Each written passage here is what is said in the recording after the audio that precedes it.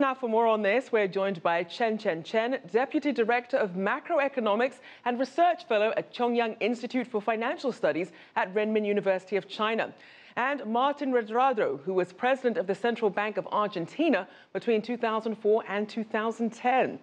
So welcome to the show, both of you. Let's start with a look at the expectations for the forum.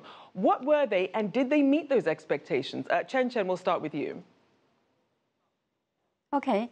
Yeah, I think so. I think before the summit, we already come up with the expectations that when the global leaders gather in Beijing, we are going to review what's happened in the past 3.5 years and what are going to be the next actions, the next steps. I think if you look at the joint communique, if you look at the list of accomplishments, of course, we met that accomplishment. And Martin, what did you see as the key outcomes from the forum?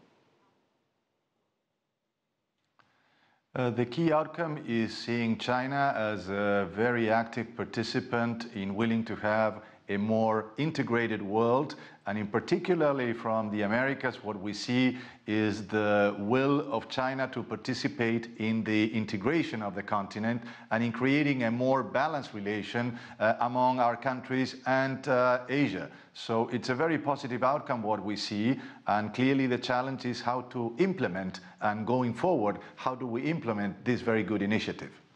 And Chen, we know that President Xi announced the second Belt and Road Forum will be coming up in 2019. What can we expect in terms of progress between now and then? Well, I think if you look at what happened in the past 3.5 years, you will see that it's a transition of the OBOR from a concept to more solid measures. But in the next 2 years,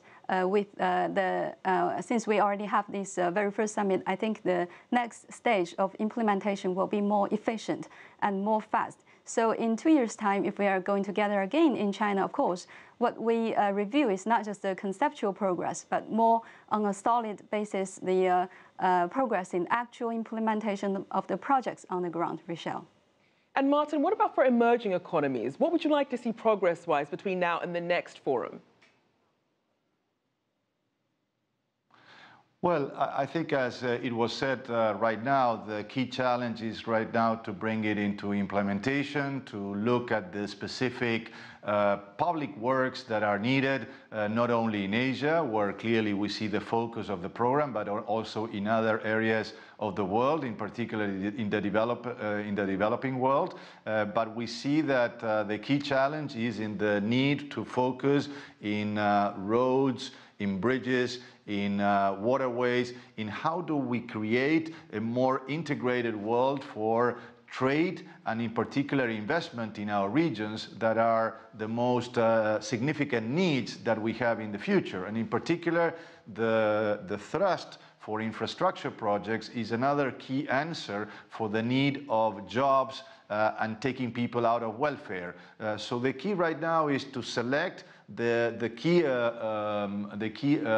public works that will have a multiplier effect in our countries. And Chen, what do you see as some of the key projects that we should really be watching for? Okay. I think I agree with what Martin said generally. I think currently, if you look at the actual situation in Asia, of course, we still have a very big demand for funding for further infrastructure projects. And this is exactly why China announced it will further invest 100 billion yuan into the Silk Road Fund. But I don't think that's adequate. So in the next stage, how you're going to make sure the financing channels are smooth and are open to the projects in Asian countries, how you are going to ensure there's stable currency systems, stable credit system, all these call for integration, collaboration, and wisdom of countries along the Belt and Road. And Martin, Chen mentioned this issue of needing perhaps more funding. Tell us about some of the other challenges or concerns that perhaps may arise as the Belt and Road Forum that perhaps needs to still be addressed.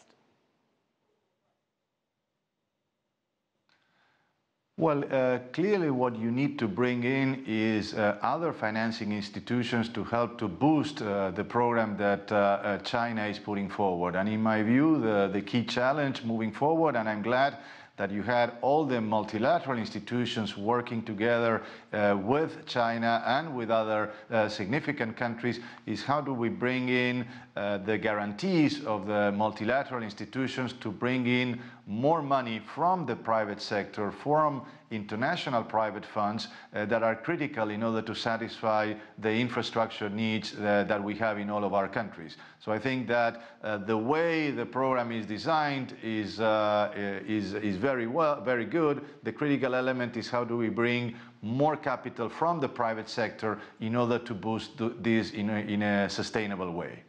Now, the U.S. delegation decided to join the forum rather late, but here's what White House Press Secretary Sean Spicer said on where ties with China stand. Let's take a listen. I think there's a lot of areas that we are going to continue to work with China to develop a way forward. I think the relationship that the president established with President Xi down in Mar-a-Lago is continuing to pay dividends for our country. And whether it's this policy or trade or market access, we're going to continue to see all of those individuals from the president's cabinet that were down in Mar-a-Lago continue to work with their counterparts in China to find a path forward. Now, we know there was some concern about protectionism around the world. So what's your take on perhaps the opportunities that the Belt and Road could really open up, especially for U.S. businesses? Chen Chen, let's start with you. Okay, I think the Obama administration has a very clear policy of rebalancing to China, to Asia, or pivot to Asia. But now, when the Trump steps into office, his China policy is not clear yet. But from the Chinese part, we are trying our best to convince the Americans to focus on the win-win situation economically, and we want to try our best to soothe its security worries.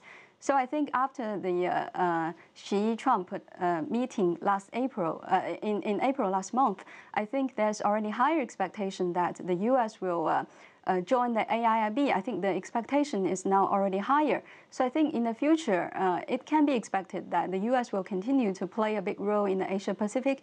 I think if the U.S. could, for example, open its investment markets to China, and the two countries can join hands in high-quality infrastructure projects, the future geometry of Asia will be better. And thank you. And Martin, just quickly, what's your take?